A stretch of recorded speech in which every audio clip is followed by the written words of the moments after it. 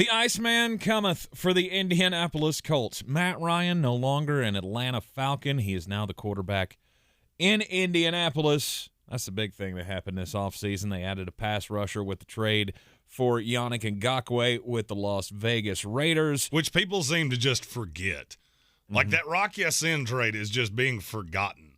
And I find that to be kind of funny. Yeah, second most important move they made this offseason. No doubt about it.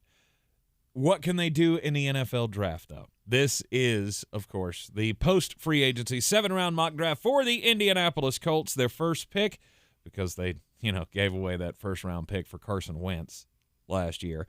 They don't have a first-round pick.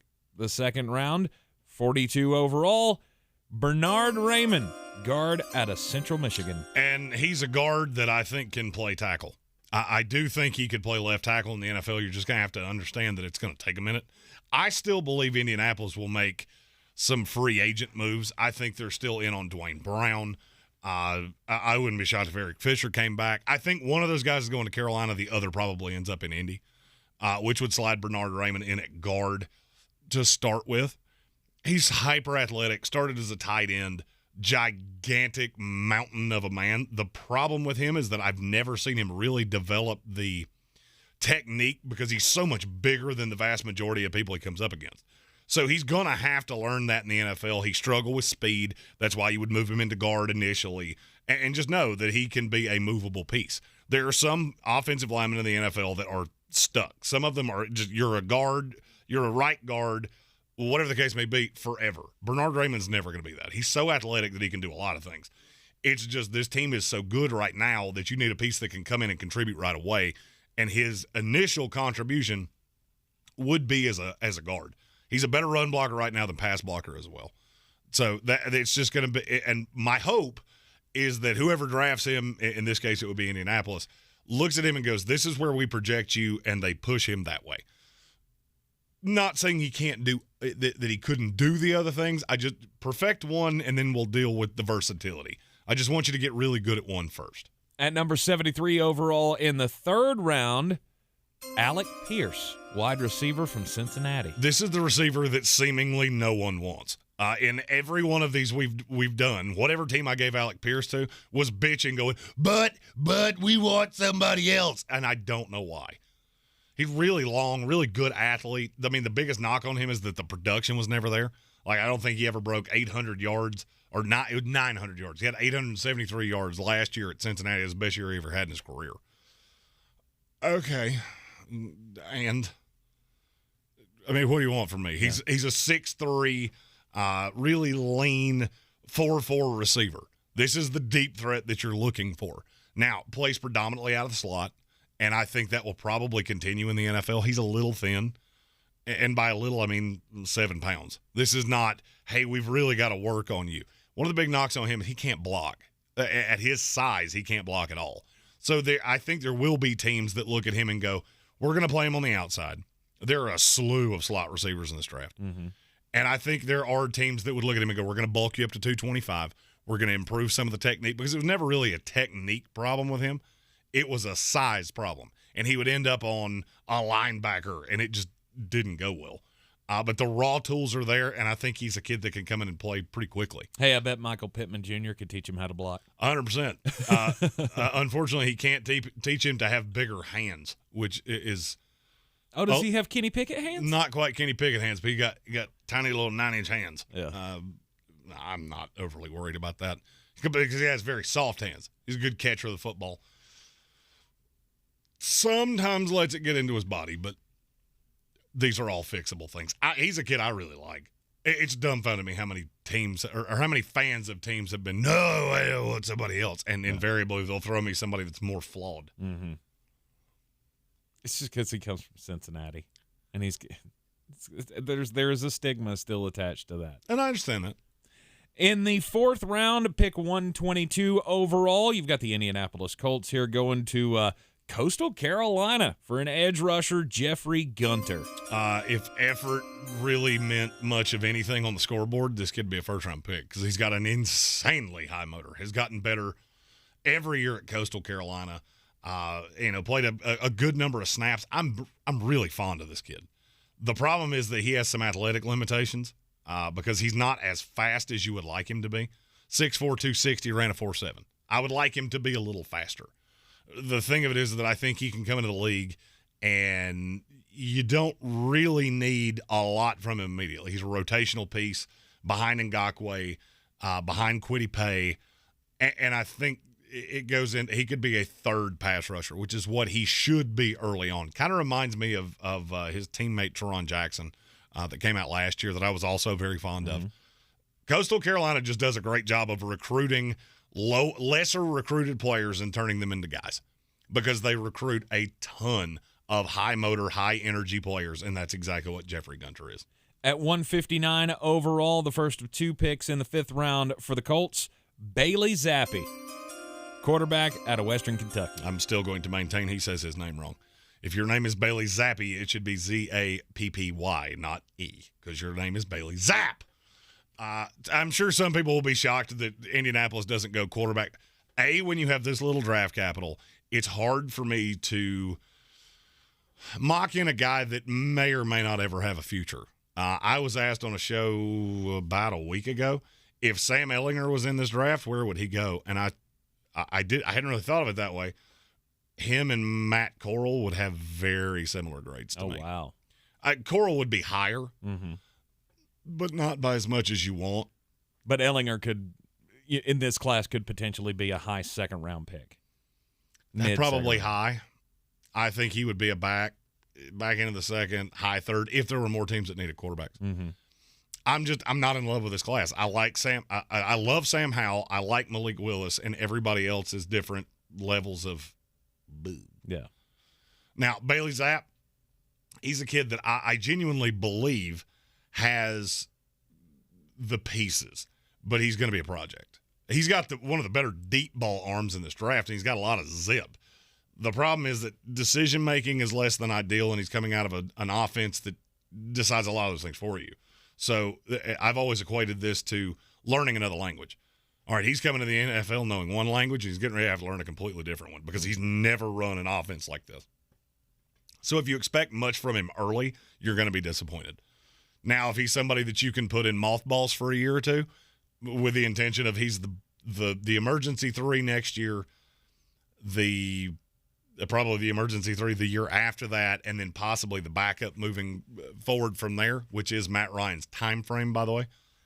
I could see him eventually being a starting quarterback in the league. I don't know that he's ever going to be a great one, and it's a lot of projection, but he has the zip on the ball and the deep ball arm that I like to see. It's just going to take great time, and he does have physical athletic limitations. Not overly athletic, and he's short. All right, Zippy Zappy going to the Indianapolis Colts at 159 overall. At 179 overall, a compensatory pick in the 5th round, you got another Coastal Carolina guy. Which was not intentional, by the way. Jayvon Hailey. There is so much raw here. So much raw here. But this is another one, if you're willing to put in the time. There's a lot of effort. I watch tape on him, and there's nothing that I'm dumbfounded how well he does it. He's not a great deep ball threat. He's not overly fast. He's not overly big. But somehow he was always fucking open. And there is a merit to that, especially when you get to this point of, okay, you just have a skill for getting open. I knocked Garrett Wilson on this for quite some time because a lot of his best plays were on broken plays. Well, there's an art to that too. And Jayvon Hailey has a little bit of that to him. One of the biggest knocks on him, he doesn't have the greatest hands you've ever seen. 6'2", 200 pounds, ran a 4.63. Gonna need some time. But the raw athleticism and the football IQ is enough to get him drafted. Probably come in as the 4th or 5th receiver to start with. And I think he projects as probably an outside 3 moving forward on a team with a better slot. 6th round, 217 overall, another compensatory pick here. Michael Clemons, edge rusher, Texas A&M. This is a kid that if you only watched pass rushing downs, you would think he would be a day 2 pick. The problem is he is borderline irrelevant everywhere else. And I don't know that he's ever going to get better at that. He's got a perfect NFL body. 6'5", 270, not as fast as you would like him to be, but they're good moves. he was just an absolute liability at times against the run, and he needs to get stronger. The raw on him is phenomenal. You're just going to have to round it off, and you're going to have to bulk him up. The thing that scares me is he's not overly fast now, and when you bulk him up, I don't see any way he's going to get faster. So, and that could take away some of the things he does. He is a sheer projection for me because he cannot play in the NFL. He will get moved off the ball like a rag doll playing the way he plays right now. If you bulk him up, he may be too slow to play in this league. In all honesty, if you bulk him up, he may end up having to play on the inside. Mm-hmm. And he's so bad against the run, and I don't know that he'll ever be a plus. I think you could get him to a net neutral. And if you could do that, then he would be a perfect pairing with a DeForest Buckner on the inside of this defense and could be a long-term starter. You're just going to have to understand there is a deficiency here against the run. In the 7th round, they have the 240th overall pick, the final one for the Colts. Kendrick Duncan, safety, Louisville. Everything I just said about Michael Clemons, it's the exact opposite with Kendrick Duncan. I use this phrase a lot, but this is even to a higher extreme. There are a lot of players that are more athlete than they're a football player. Kendrick Duncan falls into that. He's hyper athletic. He's very smooth, especially for his size. 6'3", 225. Not as fast. He didn't run as fast as you would like him to, but I think he plays faster than that. The problem is that I don't think he could play dead in a Western in terms of knowledge of the game. A lot of bad tackle angles. Doesn't really have a calling card other than I'm big and athletic.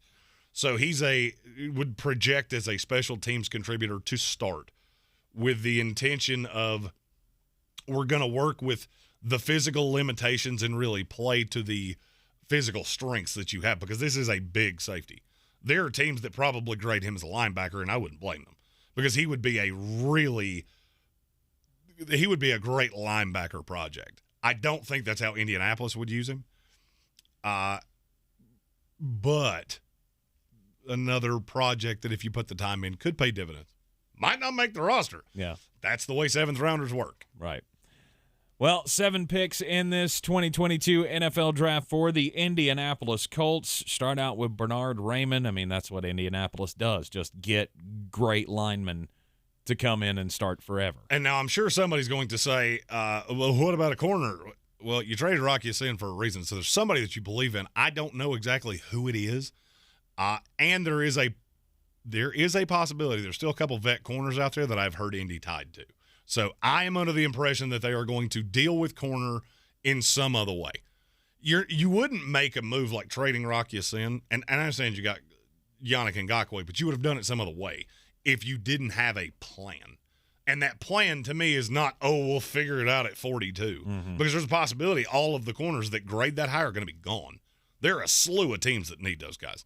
So that would be and right there I'm just answering a question that I know is coming before it's asked. Yep. This has been the post-free agency 7-round mock draft for the Indianapolis Colts. If you like the picks, don't like the picks, leave us a comment. Hey, if you think I'm a big, mulleted, ginger beard, man bun dipshit, you can chuck that out there too. Put your mock drafts out there. I'll go through and grade those as well. I check the comments every day. I'm the one that answers them. So if there's a player you want to know how he fits with the Indianapolis Colts, I'll answer that as well. Join our more than 2,000 subscribers and be sure to get all of our team-by-team content throughout the Draftmas season. We're under a month away, folks. 29 days until Draftmas. It is coming, and you can, of course, join us weekdays live here in the Ingles studio at 3 o'clock. Ingles, low prices, love the savings. I'm Tank Spencer. He's Jeremy Greene. Yeah. And we'll see you next time.